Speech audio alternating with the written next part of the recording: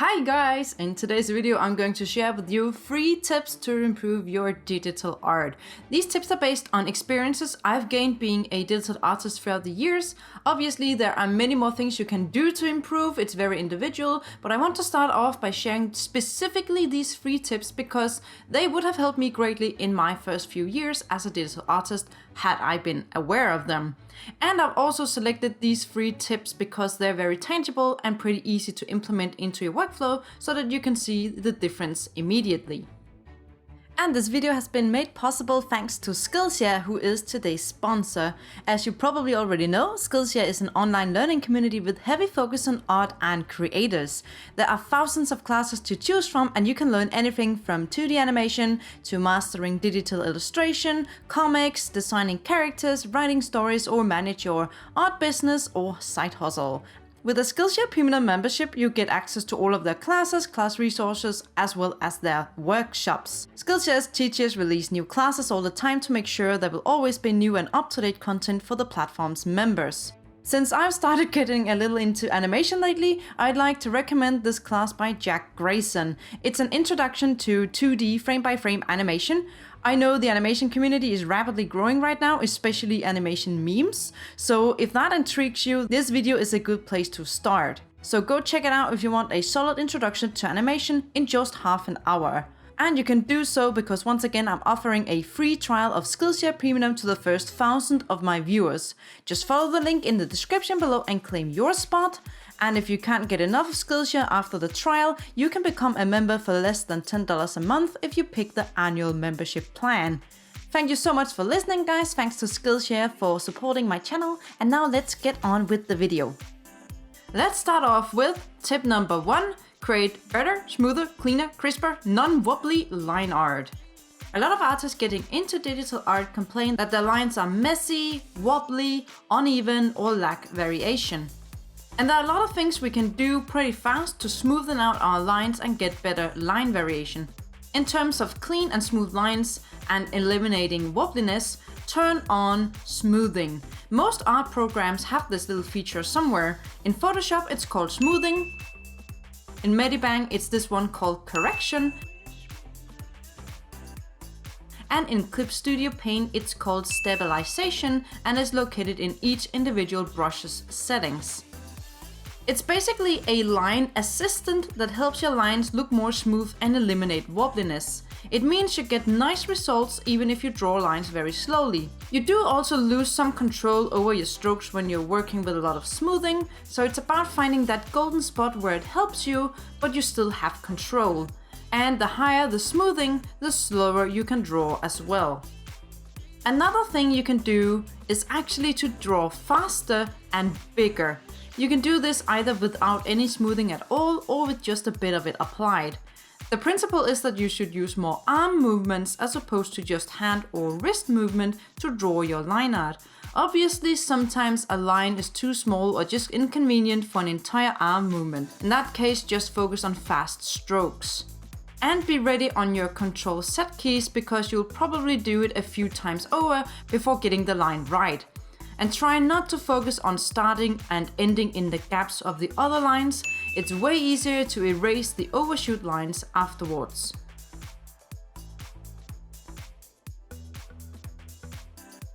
So to get more smooth lines and eliminate wobbliness, use your art program smoothing, draw faster strokes, preferably with arm movements instead of hand movements, or combine the two. To get more variation in your line work, there are 3 things you can change up really fast to get a nice looking result. First one is changing your brush to an odd shaped one. Instead of drawing with a circular brush, try a brush with a different shape like an oval or a triangle. Brushes behave differently and something as simple as its shape can do a big difference.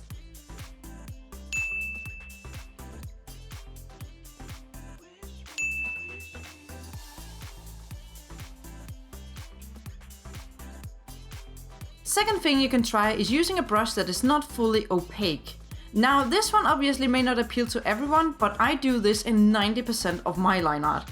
In my brush set for Photoshop, which you can download from my Gumroad for free by the way, I have these 2 called soft line art and harder line art. Please don't make fun of me for choosing these names, it just felt natural.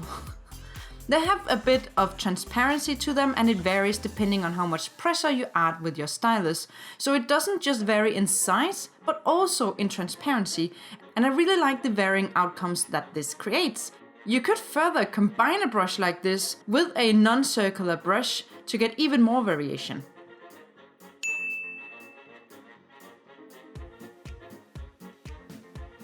The last thing we can do to add more variation to our line art is simply by adding additional lines in certain areas manually. You can combine this technique with both I just mentioned before, by the way. The idea here is to manually paint in some thicker areas and erasing other areas to make them appear thinner. Think of it this way, thick lines attract attention. So use these in areas of your drawing or character where you wish to draw attention to, for instance especially the face. And similarly, you can manually make the line art thinner in areas that shouldn't capture too much attention. I like to add the extra thickness to areas where I imagine shadows will be cast, like under the chin and in small V shapes where the line ends meet.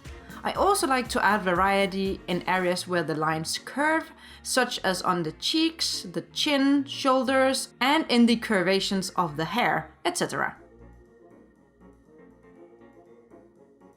Tip number 2. Mixing soft and hard shading. This one basically comes down to when is my shading too soft and when is it too hard. My personal preference is somewhere just in the middle. Here's an example of 2 different shading techniques on the same drawing. One has a very soft shading while the other has a very hard shading. While both of these can certainly work on their own, we can get a really interesting result by combining them. It's kind of like the best of both worlds. The way I usually do this is by starting my shading with a big soft airbrush. I use it to softly paint in some overall color variation.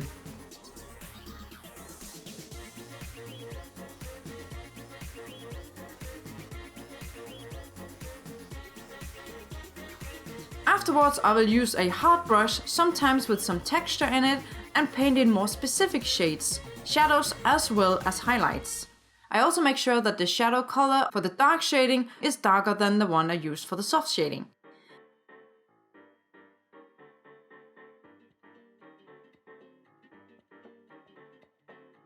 Then I pick up a blender brush and nicely blend some of the hard edges into the soft area. The key here is to not blend all of the hard edges away, but to vary the blending so that you get a nice mix of smooth areas and some nice hard shaded areas to contrast that softness. In my how to color without line art tutorial, I kind of went over this as well. I showed you how you can use hard edges as a substitute for line art and thereby achieving a lineless result, so be sure to check that one out if you haven't already.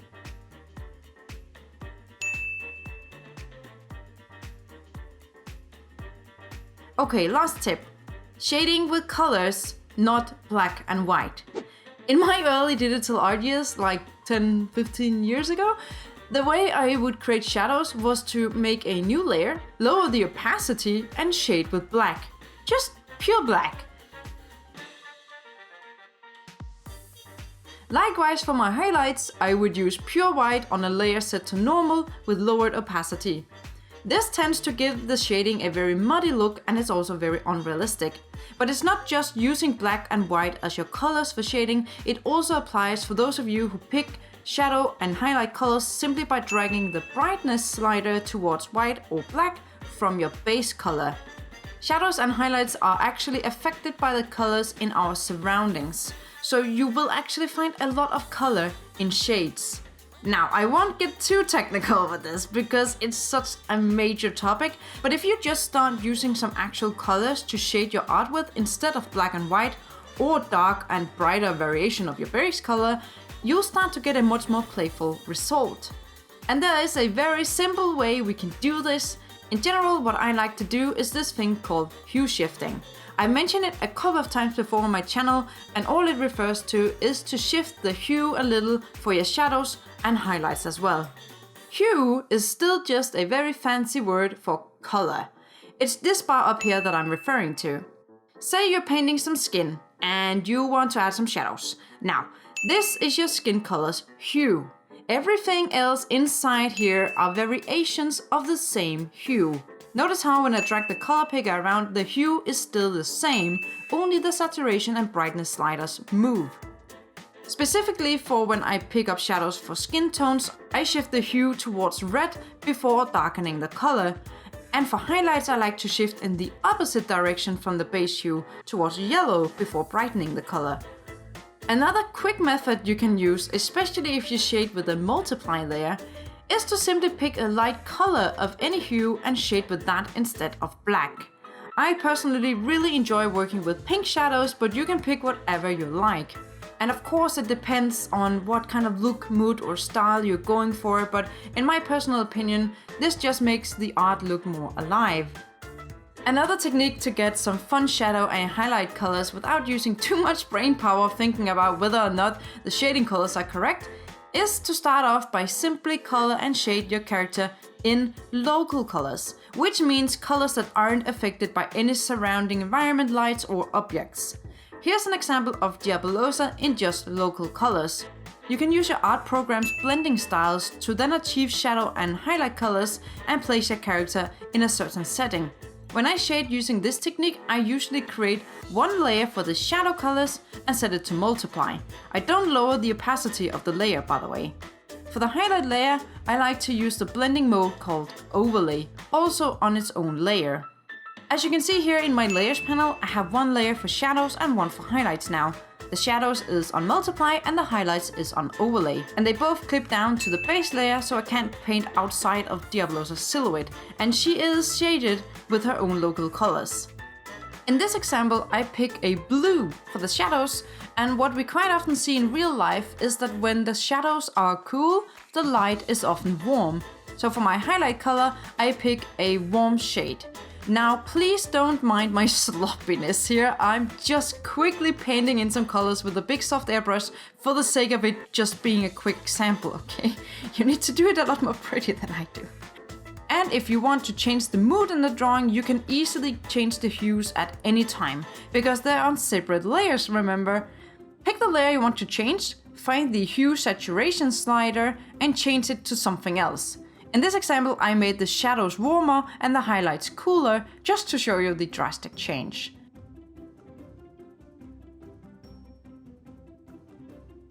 And that's a quick way to achieve a result where it looks like your character is in a specific light and shadow setting. I hope these 3 tips help you or inspired you to find your own workarounds. If you have any great tips or something related specifically to the art program that you use, share it with the rest of us in the comments below. And remember to claim one of the 1,000 spots for a free trial for Skillshare Premium using my link in the description. Thank you so much for watching, guys. I will see you next time. Remember to breathe. Until then, take care. Bye!